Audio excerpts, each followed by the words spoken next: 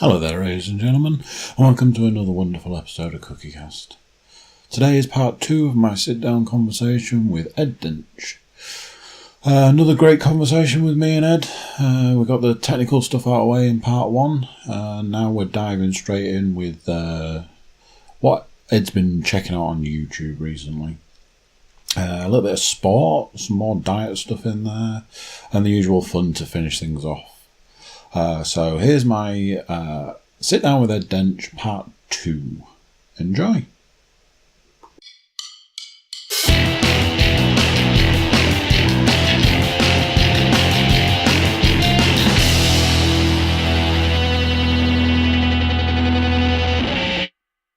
So my next challenge is, so I had a small incident last night where I realised that... Happens to everyone. It's an age thing. It is an age thing, I'm afraid. I had a small incident last night where I realised that I hadn't been uploading the podcast to SoundCloud for a series of weeks. Yeah. And went, oh my God! I realised this at... probably about 30 seconds after my tea was ready. And I went, oh no.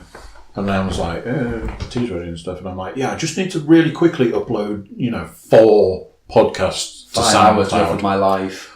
At which point I heard the phone beep. And I went, why's the phone beeping? Why is SoundCloud not responding? What the shit's going on? And we'd had some kind of strange power cut where my internet had gone off. And you can imagine the panic and the fact that nothing was working. And then one of the cats decided that I needed 20 claw marks in my leg. And there was a small explosion in my house. The top of my head. Giving way to this new challenge. The new challenge is that we need to revisit the RSS feed from YouTube. And figure out how that actually works. So this could really be a podcast as opposed to a YouTube podcast. Yeah, the other thing that also annoyed me was after finally getting those things uploaded to SoundCloud, in the wrong order, I might add, SoundCloud then went, yeah, remember that money you gave us? Well, it wasn't enough money. Give us more money. And I was like, oh my God, stop asking me for money. I get annoyed when things want money from me because, I'm trying to do things for the cheap. We need to... money when it's actually worthwhile. Don't bill every Tom, Dick and Harry because, let's face it, every Tom, Dick and Harry doesn't have the money to waste. Yeah. And at this point, we don't. Take the hint, SoundCloud. Take the hint. Come on, you had £5 out of me. That should be enough. Come on. Apparently £8. Oh, thanks. But I'm still trying to work out if they count the original £5 and just want 3 more pounds. Or do they want a whole £8 from me? You know for a fact they want a whole £8. It's never just £3. And after that, they're going to walk into your shop and say, yeah, we never got that protection money. And before you know it, it's a whole racket. And they're going to do what they've done every time. Oh, we've hidden your podcasts. If you want them back, give us more money. And I'm like, fuck you.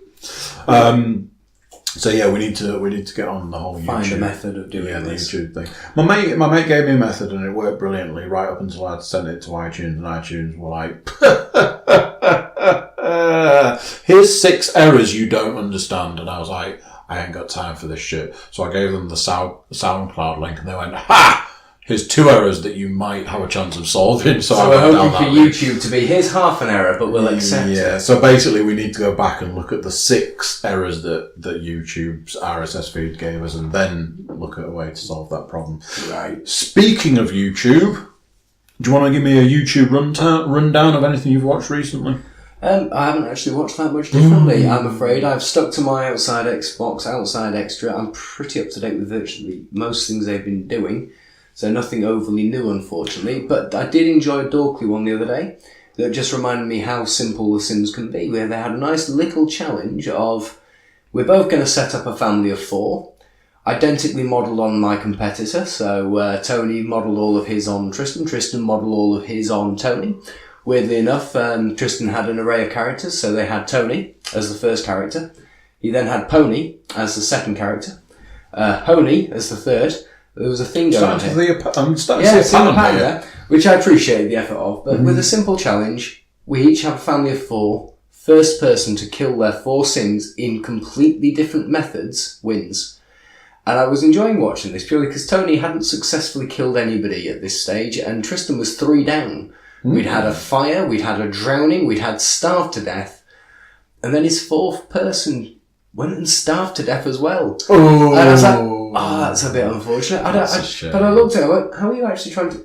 And I thought, how many different ways are there to kill sins? All I remember was people talking about... drowning or burning them. That was about it. You build a wall round a sin. Yep, and that still exists. And you starve them to death by building a wall around Or, in their original version, they made a swimming pool, made him get in, and then built a wall around the swimming pool, so he was stuck swimming loops. He couldn't do anything. That'd be terrifying. And yeah, it was quite grim actually to watch. I thought to myself, that's a bit harsh. They don't even show the flow. The sin just sort of sunk and drowned and just kept dropping. They didn't reach the bottom of the pool or anything. He just kept falling. He vanished. He's like, that's just a bit bleak. So yeah, I was enjoying watching them have a little competitions. So I think that's my next little tangent. Is going to be watching the Dorkly challenges. They do a few just random challenges of weird and wonderful things. So they did a nice one where they dual played Sonic and Mario on one controller.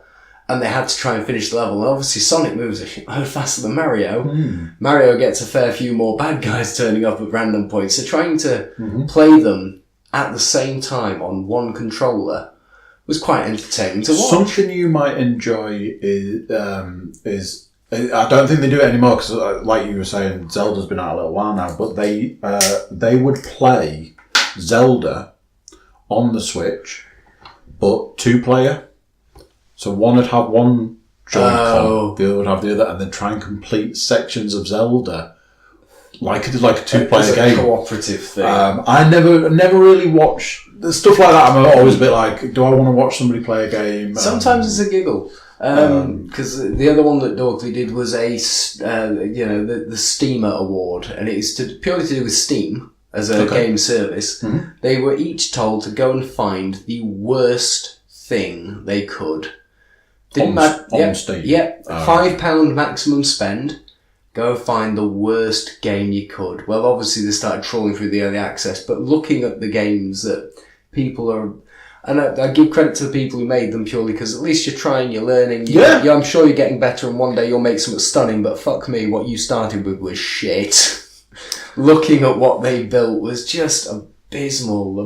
The motion of they had the workout simulator, which was it was like watching an original Action Man. Literally, the arms and legs would move in a set direction. That was the movement, and that was it. That was all it could do. It could move over. It could do some workouts, but there was an open world outside that you could go and run around and do nothing in. It was just, I quite like these challenges. So I was thinking more of these obscure little gameplay ones. They did a nice one for the Breath of the Wild a while back, which is I'm going to throw a cuckoo into the volcano.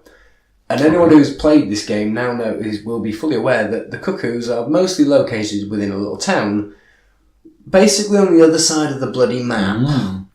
And to get a cuckoo there, you have to carry it. And watching them try and get there in the end was just agony and very entertaining to watch. But the simple question they asked is, what happens when you throw a cuckoo into that volcano? And the end answer was the same thing that happens to everything else, it burns. So a very disappointing ending for the agonising journey that it must have been to get it from one point to the other.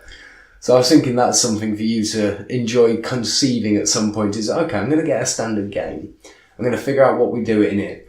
And I'm going to find a challenge in it. The Outside Xbox do one, which was basically happy slapping. Nice. What you did as a character, you had to go into one of the Jarl's buildings, go up to the Jarl, take off all your clothes, all of your weapons, disarm all your magic, slap him and run. If you can make it out of the town alive, you win. Obviously, they don't make it very far. Very entertaining, though, to watch the challenge and the pain of it. Oh, beautiful. So yeah, I think I'm gonna go find myself some gaming challenges, just for the weird things people sort of dawn on you. It's like, okay, who can do this? Oh, that's actually a tricky one. I'm sure there'll be some horrible ones to be done in Left 4 Dead, and I'm pretty sure Dying Light will have a horrid one, which is, I can't conceive them, but there'll be some great challenges out there just to watch and laugh at. I think there was one they did where they had to get a gnome. I've not played Left 4 Dead.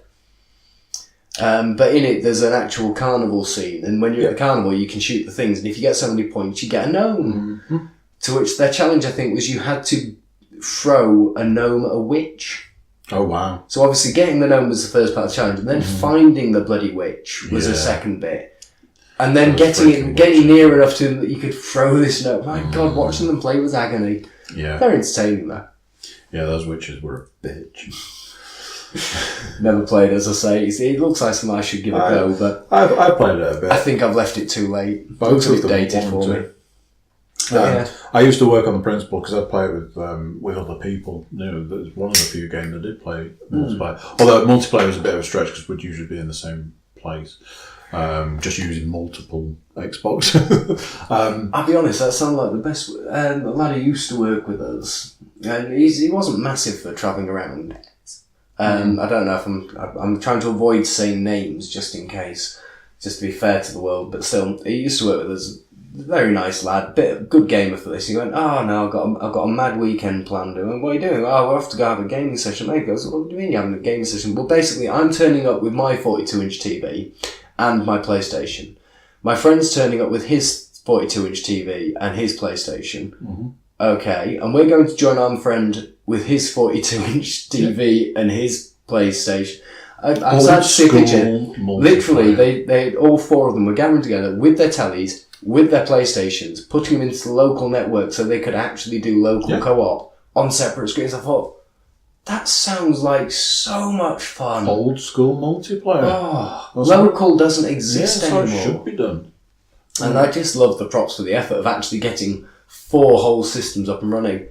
I walked into Game for the first time in a long time today to find that they've actually dedicated an entire corner to gaming. Not buying them, but to actually playing them. They're all sat there in pitch designed black to sell high-end PCs. Yeah, that's what they are doing now. And I was like, wow. Yeah, it's all designed around that. That is amazing. And I really like that effort they're putting in there. 14-year-old boys start playing games. I'm not gonna, you know, badmouth them for the choice of who they sell it to. You know, beggars can't be choosers. But at least they're putting the effort in to really make it. You know, this is what you get for this. Come have a go. Yeah, but see how good these are the people that you market because those kids, watching them in YouTube in about 6 years. Yeah, those kids have parents, and those parents have money. It's the short version, unfortunately. But hey, and I think they charge. They charge like, you know, you can play for an hour for like money and stuff. They've just decided to take things a different way. And I think it's quite good, actually, because it's one thing, and I'm pretty sure there's pubs in the world that are taking on to this idea of putting consoles in there. I remember ages ago, there's is it Thomas's on just off the road from the Museum Gardens in York. Mm-hmm. I think it's Thomas's. They used to have rock bands set up down in the lower section of the pub. Me and mates used to go in there and play rock band while having a pint. It was great fun. Good times. And I think more and more should be doing this. And I'm starting to. I think there is quite a few. London things definitely have a few pubs where they specifically set it up with a PlayStation in a cupboard and with a glass mount to make sure no one pinches it, obviously. Yeah. But I think it's becoming more and more of a thing. That's a good idea. Our friend always had this lovely concept of creating a retro pub. So, yes, it's a bar downstairs, but all the way around it, we're going to have a NES. We're going to have an N64. We're going to have that set up with 4 players and a multiplayer game. We're going to have a few of them. And setting up an array of them. And my only problem is, how the f*** do you monitor who's on it too much, who isn't on it enough? Yeah. As long as they're buying beer, it doesn't matter. No, I'm all about fair sharing. I want to make sure people don't hog the machine, prick. Buy a pint and sit in the corner for 10 minutes. Get one of those old school paid timer things. Put 50p and you get like 10 minutes or something, and then the power goes off after 10 minutes. Then I'd end up getting time crisis machines and charging people £1 a go. No, I'd instantly make sure that was knocked down to 20p a turn. I think we'd make a shitload more money that way. Yeah. Why is it £1 a go? Because running the machine costs about £5. Yeah. Well, it's worth it. Love those games. So you've not been watching a whole load of YouTube, but I do know that you've been watching a little bit of Netflix. Yes. Yes, my sister introduced me to a new it's a hard one to put into words, but fuck me, I love it. Netflix do an original series of theirs called Big Mouth. Animated series. Yep. And its entire focus is puberty and adolescence. Yep. In cartoon. My God, there is a simple phrase in that program that shouldn't turn up in a cartoon more than once. Hell, probably shouldn't turn up in a cartoon at all, which is skullfucker face. Yeah. It sounds really, really bad when you say it like that, but in context, actually, it's surprisingly innocent. I saw a trailer for it before it came out, and I fully intended to watch it. And there's a whole. I'm sorry I spoiled it by giving you a couple of episodes earlier. No. Believe me, I'm probably going to go home and watch the rest of it. I imagine Kaylee's still downstairs watching all of it now. We binge watched it in a day. What I didn't realise was who the people are that do it. So for me, it's the fact that it's basically got almost the entire cast of the League. So you're better at this bit of the game. I'm crap with names and people. I'm good with programs I've seen. I have no knowledge of who is who. Yeah, so basically the main guys like Nick Kroll, and he was in the League and he's been in various other things. And then there's like the guy that played Raffi from the League, who was also in Brooklyn Nine-Nine and stuff. And just sitting and listening to the voices of these people that I've watched in a lot of TV programs and some films. Did you ever watch The Good Place? Not off the top of my head. That's been on Netflix recently. That's quite enjoyable. But the guy that does the voice of Jay is in that as well. He's in the second series of that. But yeah, just going through IMDb and going, my God, they literally picked up the cast of the League and put it into an animated TV show. It was very enjoyable from very good. And the central focus is the troubles and trauma people go through puberty. But it personifies a lot of it through the characters they've got, which is the hormone monster and the hormone monstress, who are representations of your physical changes. Basically, they are the thing in the back of your head because puberty's kicked in, going fuck it, just whip your dick out and stick it in it. Go on, it's a good idea. I think it's kind of a tale between the id and the superego in humanity. The line where they were having the conversation about texting between each other and the hormone monster decided. Send her a dick pic. I'm going to say, so the actual explanation, spoilers for anyone, but the kids are a bit trouble. He's kissed a girl, they might be dating, they're not sure, and wow, she must like you based on the fact that she sent him a picture of a dog dressed as a fisherman. I mean, it's a pretty happy looking dog. Oh, she must really like you. I'm not sure what I should send back, and the hormone monster's guidance was, tell him to send a dick pic. Girls love dick pics, especially when it's unprompted with no context. And there is some great bits. God. One of the girls unfortunately gets her period for the first time. The hormone monster turns up he's been a good friend and he's helped her through this because it happened publicly. So they're having a hug and the hormone turns up and goes, "What's that? What's that? Is that period blood? My God, you're disgusting, aren't you?" "No, this is bloodlust." "You know what you should do? Fuck her face!" Brilliant. And he comes out with one-liners like that just catch you so off guard. And even when you're expecting it, as I said to you, really the hormone monster sounds like Will Arnett doing his Batman for like Lego Batman. So it sounds like Lego Batman saying some pretty horrific stuff. Close your eyes and I can see it. It's not just because I'm Batman and I'm awesome and fuck her face. Yeah, that's basically what it would be. It is.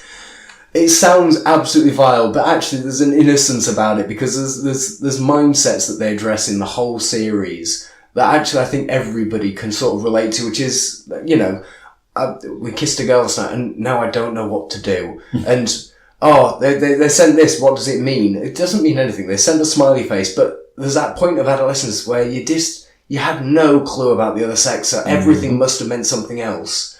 And then they address other things, which is, the lad's acceptance there. Well, girls don't really want these things. We do. And no understanding of the alternative sex as well. And it's surprisingly good. What's nice about it is that definitely goes away as you get older. It does. You get this complete I don't know if this series is going to get past it or not. You get this complete understanding of the opposite sex and you understand everything about it. Suddenly you stop thinking about yourself and start thinking purely about them. And the tables have turned. It's weird. Wait, no, but yeah. Really, it's a very good series. It's blind filth in between a lot of actually relatable innocence. I strongly encourage people to give it a watch. I actually think as the world's becoming more accepting that kids swear and these things are happening, I think this will become a sexual education video. I do. They're going to start showing it in schools. They're going to turn up to citizenship and the first half lesson, okay, so we're going to watch episode 1 of Big Mouth, just to really, get you kids understanding the world, and then we're going to talk a little bit about religion and politics.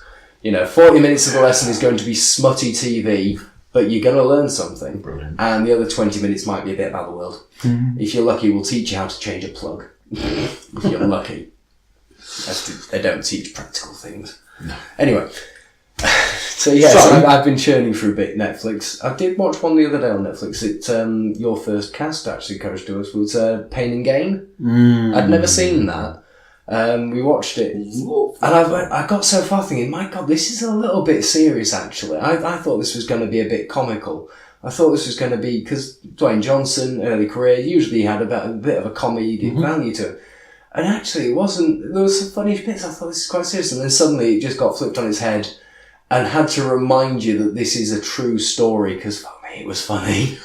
How wrong it goes. For me, it's the bit where Dwayne Johnson crawls out from behind the sofa, and the woman's like, "What are you doing, honey?" And he's like, "Brain," because he's just doing loads and loads drugs of after drugs after drugs. He just crawls out from behind the brain, and it's just like brilliant. And she's just banging on about how he needs to pay his hotel bill. I'll be honest, I really enjoyed watching him barbecuing the hands outside and just waving to the neighbour. Yeah. So as if this is horrible smell in there. You can't do this inside. No. You can't do this inside. It stinks.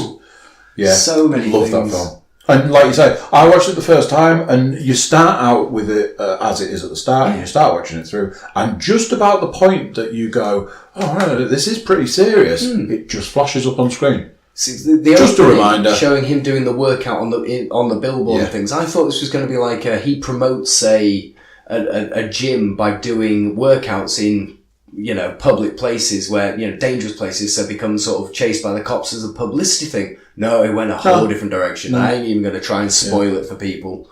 I mean, I think they've got enough from me from just by saying Dwayne Johnson cooking hands in a barbecue outside. When they flash up on screen, just a reminder, this is a true story. And at that point, I was like, ridiculous. Oh wow, yeah, this is a true story. You do completely forget. It's bonkers. Great film. I was very pleased Netflix had it. True definition of how stupid some people can be. Never underestimate the power of stupidity. It can achieve great things and go horribly, horribly wrong all at the same time. So knowing you in the way that I know you so well, I wrote a little collection of show notes for today, and one of the things that I put on there, knowing you so well, was sports. Ugh.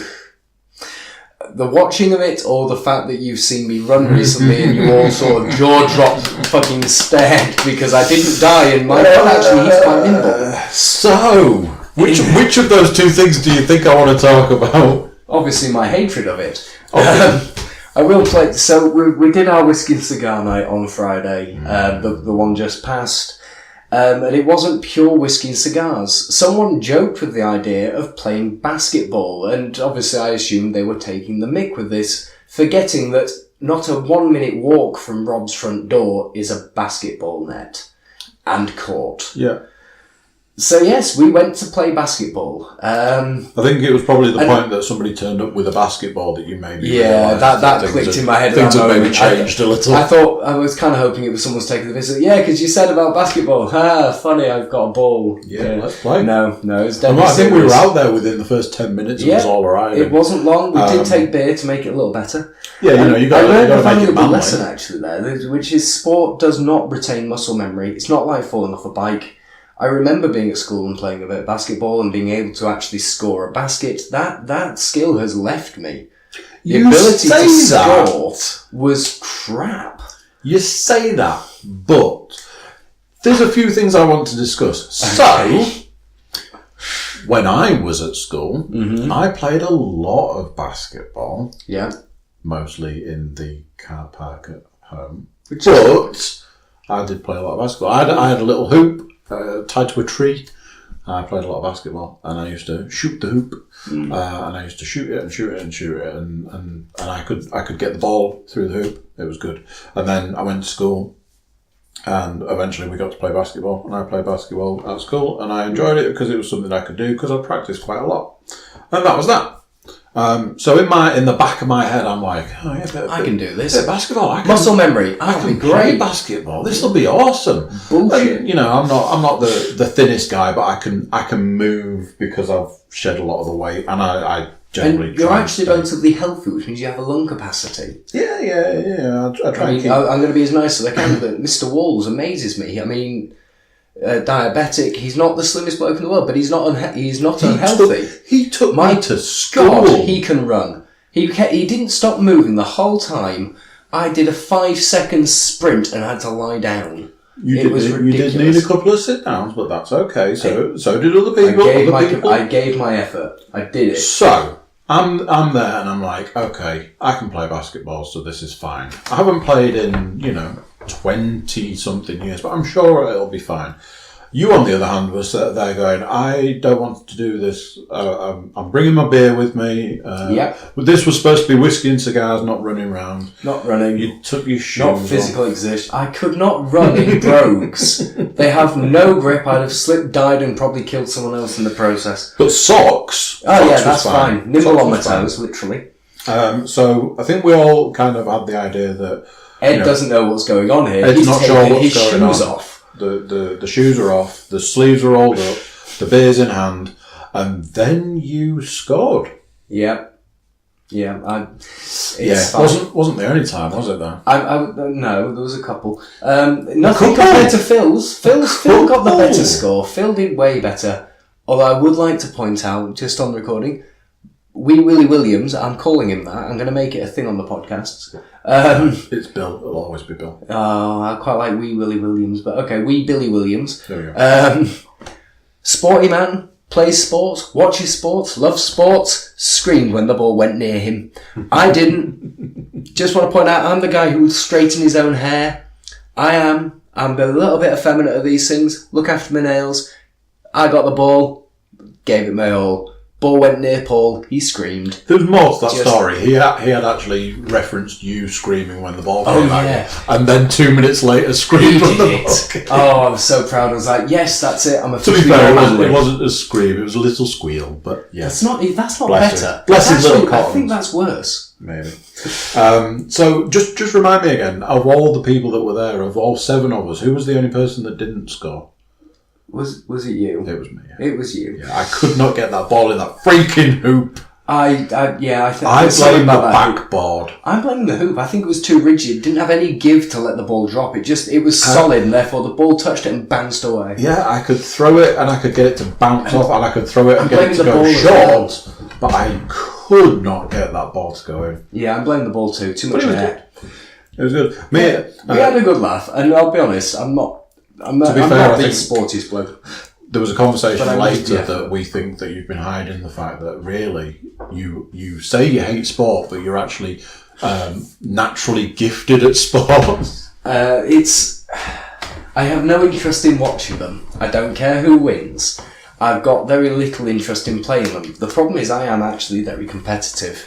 I like to win. I like to do my best. I don't really mind if I lose. I take it on the chin. It's all fair and good. But in anything I do, I like to succeed. And this is probably why I do so well with the things I do, is I can't... Just getting it vaguely right isn't enough. It has to be right. I have to do better.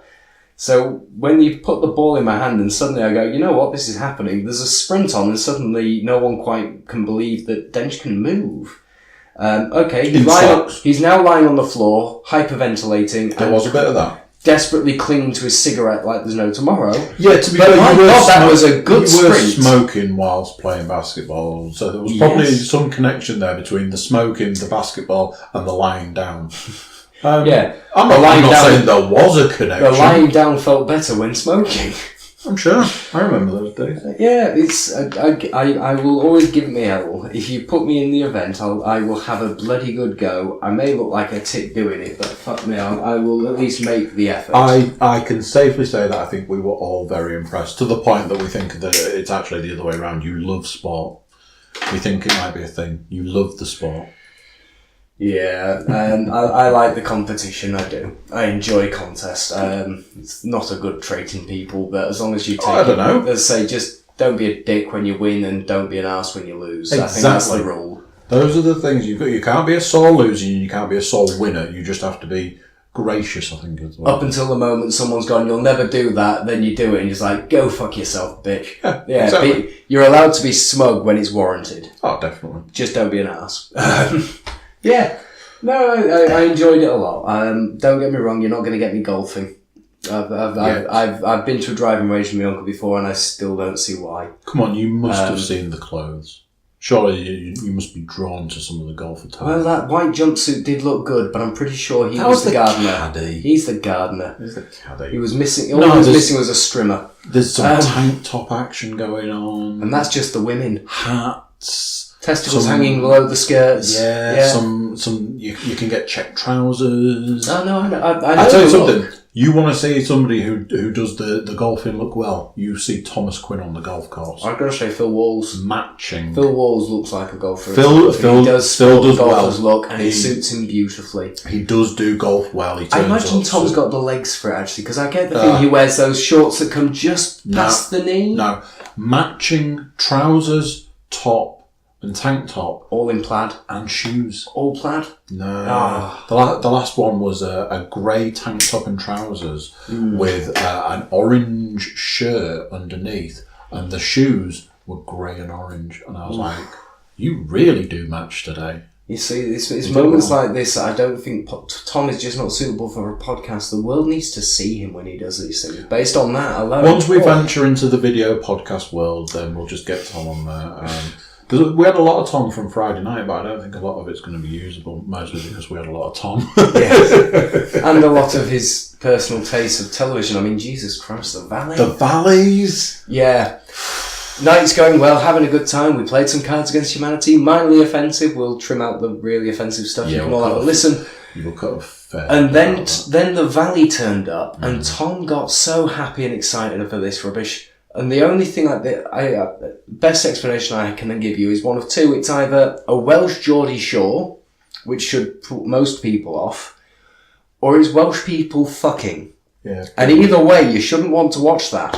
It's just, Jesus Christ. I did explain it that way to Tom earlier. He goes, at least it wasn't sheep. And I said, well, I did see half the women on there, and I'm not convinced they're not animals. You left, and at some point the TV got turned over to Wayne's World. So, yeah. At what point did we get Bohemian Rhapsody, gentlemen? We did get a new Bohemian Rhapsody. Too late for that. We got the conversation that they have on the roof in Chinese or whatever it is. Yeah. All that stuff. That was a little bit, just as we were walking out the door. Why did you get me a gun rack for my guns? Are you mental? I don't own a gun. I don't know. A gun, let alone guns. Enough guns to just warrant a rack. Brilliant. So after our last conversation, which has not yet been publicised but will at some point, so people will then know what we're talking about. I'm going to have done like 10 of these before one of them goes up. It's going to happen. Maybe. It's going to happen. In fact, you should prepare yourself for. I think the missus wants to hear it more than I do. She gets to hear you. So after our last conversation, we had a conversation about diets, and I decided to adopt your diet technique by drinking more coffee. Mm-hmm. Unfortunately for me, the coffee that I drink has got a lot of what's that thing? That's right, sugar in. So I think I've actually put a bit of weight on. So this diet's not working for me, Edward. However, how is your black coffee without sugar? Because that's what you've got today. This is the long meander I'm taking to get us to this point. On Friday night, Mr. Robert Rafton said, "Oh, Mr. Cook, would you like a coffee?" And I was like, "Ooh, love a coffee." He put the coffee machine on. There was a bag of coffee, like a proper real coffee. There was water. He binned it and then actually just got a hammer and an old pestle and mortar and ground it by hand. There was all sorts going on. And then fed it to a cat so it shit it out and the extra flavour. Ketchup coffee, that was there. So at one point, I think I was... Happy luau. I think I was outside, so I must have been outside with you. And he produced a cup of coffee, which I looked at and went... It's very black. It's very black. Now, the cup was black, so that could have been part of the explanation. However, not enough of the explanation to get away from the fact that was some black coffee. And I looked at it and went, well, I'm going to go out on a limb and say if it hasn't got any milk in, probably not got any sugar in either. No. And I took a swig of that black coffee and didn't hate it. Grows on you, doesn't it? So 6 to 8 cups of black coffee later, I was like, I honestly can't believe that this is a thing. It makes a difference which coffee you drink. It really does. I mean, I've always known if you drink a good cup of coffee, you shouldn't need milk or sugar. Whereas if you drink a bad cup of coffee, I think it is always going to be a preference thing. But to drink it black really does make a difference. Nespresso, the actual standard Nescafe stuff, Nescafe Original, is quite a bitter, unpleasant, cheap coffee. It's the sort of thing I expect a hairdresser to give me when I say yes, I'd love a coffee while I wait. It's acceptable, but it's not something I drink en masse, whereas the Gold Blend is much smoother, much easier going. And if you really want to kick yourself in the nuts with it, just put more in. And if you want an easy-going coffee, just stick to the 1 or 2 teaspoons. Perfectly safe. And I love this stuff. What are we drinking here? Gold Blend. Because it's my staple. This is my second cup of black coffee at your house. And again... I'm really starting to get a bit freaked out because I can drink this. Yeah, just don't overdo the tip. You put too much and it gets that bitter edge about it, but just enough and it goes down so easy. It's just got that little bitterness that you expect from coffee, but other than that, it's flavour. It's good. You know, last time you asked me who would I actually advertise for, I'm going to change my answer. I don't want to advertise for smoke companies. I want to advertise for Nescafe. Whoa. Because I would... Nescafe Gold Blend is... I carry a bag in my work bag. You do carry just so I have it with me. As well you don't always carry the cup around with you? No. Occasionally I have to give into a Costa and then fill that up. But... Did I leave my cup here? No. Yeah, I did. Well, no, you did, and then I took it back to your desk. It's on your desk right now. Yeah. You have ruined part of my podcast because I was going to ask you if you'd changed your adverts. Yes. So you've jumped... I'm beating the game. You've jumped 2 whole spaces in this game. So, yeah, black coffee. Apparently that's a thing now. So I'll keep you posted with how I get on. I think the true test is going to be when I make a cup of coffee at home. Because I've got all the stuff. I've got the syrup. I've got the milk. I think it's something to be wary of because people tell me that coffee is a diuretic. And I don't want to go into a horrible, in-depth world of poo conversation, so we'll be as brief as I can about this. Be wary about your coffee intake. If it's a diuretic and you start to feel yourself going far more often, maybe ease back on the coffee. Yeah, okay. I think it's... I'm only doing it I've for the never weight loss found benefits. this. It's an American thing. Maybe it's only certain coffee. But they always make this joke of, the coffee's kicked in and they go to the bathroom. So, when does this happen to people? Am I missing something? I think you need to put food in your system for that to happen, so it probably doesn't apply to you. I'll be eating later, maybe, at this rate. When you say later, do you mean later this week? Oh, with any luck, Kaylee will need feeding at some point. I should still eat at some stage tonight. Maybe. I don't know why, but I had some flash image of that scene in Jurassic Park where they were like feeding the animals. That is a lot of poo. Oh, not that scene. No, when they're feeding the animals, just when you go, she'll need feeding later, it was some kind of like lowering a goat kind of image. It's like, okay. I don't know why. There was no reason for that. It was just... With who's hungry and it looks like they're eating udders. I think I can't remember what they were eating in there, but the vegetarian did not look impressed. So yeah. So that's my current diet. I should probably cut out all the chocolate, but I'll get there eventually. We're going to say we're cutting out the sugar in the coffee. That's a start. But the reason being is that you were the one of 2 people in the same week to tell me that the secret to their diet is a lot of coffee. So I just increased my coffee intake. Yeah, you see, I still think that most of my trick here is the amount of coffee I drink subsidises for that. I don't eat during the day. I don't have breakfast. I don't do lunch. I still haven't eaten tonight, and we're on, 8:30? Yeah. Yeah. You know, the night's dragging on. It's been over 24 hours since I consumed food, but I have drank probably 12 cups of coffee. I think I subsidise the stomach pains with burns. That's probably another way I'm going. The problem, well, mine all stems from being young and taking up smoking. I had a choice at 11 between dinner money and cigarette money, and, well, I think we all know which way I went. It takes a lot to get used to stomach pain. About 3 years, just for anyone who's interested in that diet method. 1, take up smoking. 2, get ready to be uncomfortable. But once you get past that, once you fight your way past that wall... After the 3rd year, you just get stomach used to pains ease off, you're fine. Yeah. And then you develop this lovely ability to go to a McDonald's, have 3 of the large meals and still want more, or wait 24 hours and just, fuck it, it's fine. I might go to sleep tonight and forget to eat. It's happened before, it'll happen again. It's not a healthy method, but I do think coffee and hot drinks especially are a good subsidiary during the days if you're avoiding sugars and things. Just to, I'm peckish, have a cuppa. Have a brew of some description. I actually did that today. I had a meeting over lunchtime, and I went, I'll eat my lunch after the meeting, but I took a coffee to the meeting, drank the coffee and wasn't hungry anymore. Still ate my lunch. Probably where I'm going. It's fine. I'm not telling people to stop eating lunch. I'm just saying, instead of having a snack, have a cuppa. Have a brew. Have something that's not going to, metabolise through your body in an unpleasant method. Just something that makes your body go, there's something, I'll work with that. I think it does make a big difference. I was thinking about it the other day because I remember, I don't know. A lot of them say, instead of having a small biscuit or something, have a Rivita. Yeah, that's right. Let's eat a coaster. Yeah. If you like a cup of tea, start drinking it black. I've started on the green tea. I'm currently drinking jasmine green tea. I'll have to give that a go just to see what it's like. I've never been a big fan of green tea. I find it very wishy-washy. I have to put blackcurrant in it. So it's just hot blackcurrant by the time I'm finished.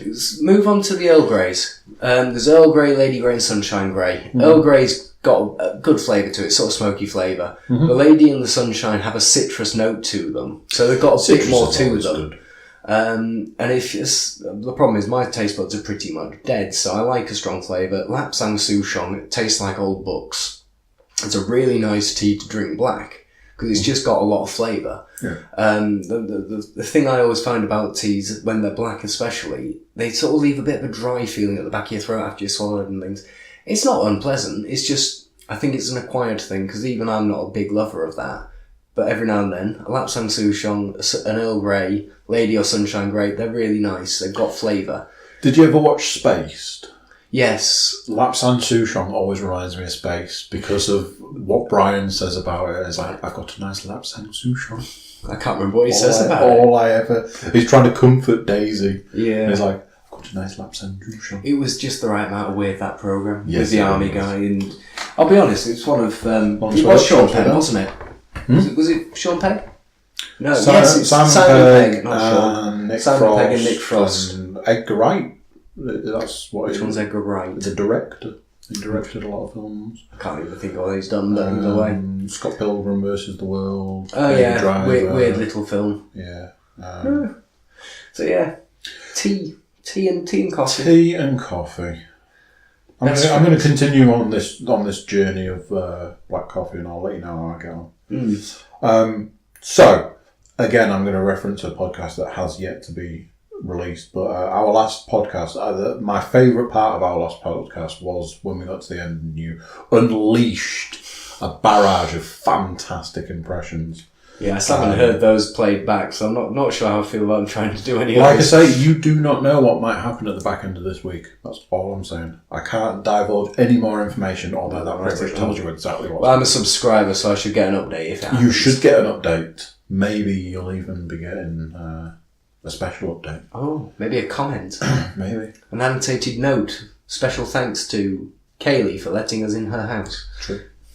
Apparently I have to add all sorts of things. I have to add my spoiler to the beginning of the episode. You do, because we always sort of start with the spoiler, get part way through it before going, oh, spoiler. My mate Luke's giving me all these varying different pointers, and apparently I need to sort out my theme music, and I need to add a spoiler thing to the beginning of the episode. Theme music, that's a thought. I actually downloaded a piece of free music yesterday that I'm toying with the idea of adding as my theme music. But I need to credit the guy that made it, and I don't know how I do that. Whether I just say at the beginning, our theme music's done by this guy. I'll be honest, I think just a comment on the video would be enough. I think a comment on it does say that you just like copy and paste it, which just make sure he's more than happy, somewhere. I'm more than happy to do. Yeah. I'm toying with it. It's kind of a little bit swingy. A little bit of swing music, maybe. Oh, I can get involved with that. I think that could work. Is that or we get the Roger Rabbit's Why Don't You Do Right? I mean, that song. That song. Oh, that song. So sultry. Do you want to throw out any impressions for me this time round? Not put any thought into any at all. Give me the hormone monster. I'm actually trying to think of something he says during that film. Send her a dick pic. Too easy. We've already done send her a dick pic. Fuck her face. When we've done that. I'm actually struggling to think of anything worth doing an impersonation of. I'm drawing a unicorn. I'm just doing a unicorn. Fucking this man. Yeah. Dick pics. Fuck her face. The hormone monster. What? Oh no, there's a nice bit in it where one of the kids sees him for some reason where normally they don't reference him or acknowledge his existence, but one of the kids sees him turn up in the room and goes, "Oh my god, what are you?" And goes, "Oh, don't worry. I'm just here to give your friend a little package in the night." And makes the boy have a wet dream, basically. He goes, "Are you the hormone fairy?" "The fuck did you just say to me?" "Are you the hormone?" "I'm the hormone fucking monster, you prick." You know, he's just... So he's rage and lust. He's great. Just to confirm that you're moving from smoking to coffee as your advertising piece. Yeah. And which coffee is it? It is Nescafe Gold Blend because I drink a magnitude of the stuff. Do you want to sing the theme tune to Nescafe Gold Blend? I didn't know they had a theme tune. Pretty sure they did have a theme tune, like it could be the 80s. I thought the Nescafe Gold Blend theme tune was the sound of a spoon going through that foil lid. Yeah. And then the sound of just sheer relief from the person who gets that first smell. Have you ever opened a foil lid just near your face? And it's that initial whiff as all of the essence just goes, "Oh, we're free," and straight up your nose like, "We're out." Oh, sweet Jesus, that's good. It is kind of like when you first open your pack of tobacco, you get that fresh smell. Ah, yes. Coffee has a unique scent when you first open it. It's just gorgeous. I didn't know they had didn't they have some Nescafe open up or something? I can't remember what it was. An advertising piece or similar, but... Which was the one that had Giles in? Giles? From Buffy. Giles used to I'm sure he used to do so he showed him this distinguished look with his glasses stirring it and things. That rings vaguely familiar, but I have no idea. A coffee advert. Not a clue off the top of my head, I'm afraid. I can't remember at all. But no, yes, I'm going to stand by that. I'm going to have to assume Nescafe did not have a theme tune, short of the sound of addicts masturbating in the background to joy of it. I don't think there was really a sound to associate with it. So no, I can't give you a theme song for Nescafe. I couldn't even make you one up. I'm not musical enough to even try.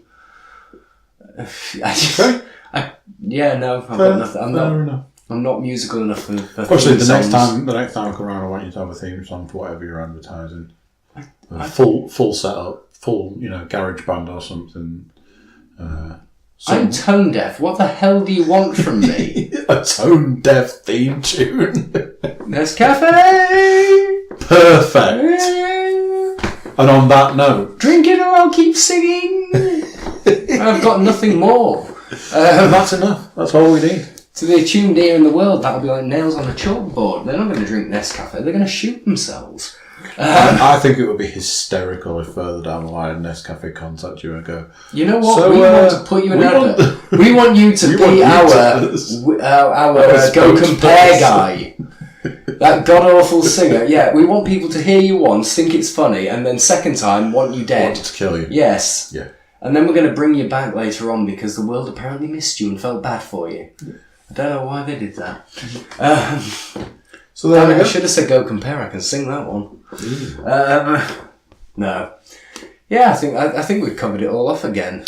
Podcast round 2, Edward Dench. Thanks Probably for... no more I was insight. going to say thanks for coming, but then I realised I'm sat in your house, so... It's fine. You're welcome. No more insight. Thanks for letting me first come time round round and record you for a podcast. I still think we need to test out doing the solo ones and see how that goes. You just have to send for a concept and see how long the person can talk for. It'll be fine with a couple of us. Tom Quinn will get a go. How do you feel about life? Fine. Pretty good.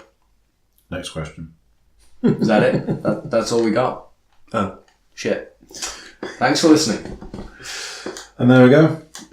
I'm going to cut it there. I'm going to say, Edward Dench, thank you very much. Thank you for your time. Always a pleasure. Come back again. You're welcome back again. You're welcome back again. I'll come back again. Maybe. Yeah, let's go with that. Bye-bye. Cheers. So there you go. What did you think to that? Part 2 of my conversation with Ed. Good times. As always, check out the website, thecookiecast.com. It's got all our contact info on there. Give us a shout. Tell us what you're thinking, what you're liking, what you're not liking, what you want to see more of, what you want to see less of. Tune in next time for another fantastic episode of Cookiecast. But until then, bye-bye.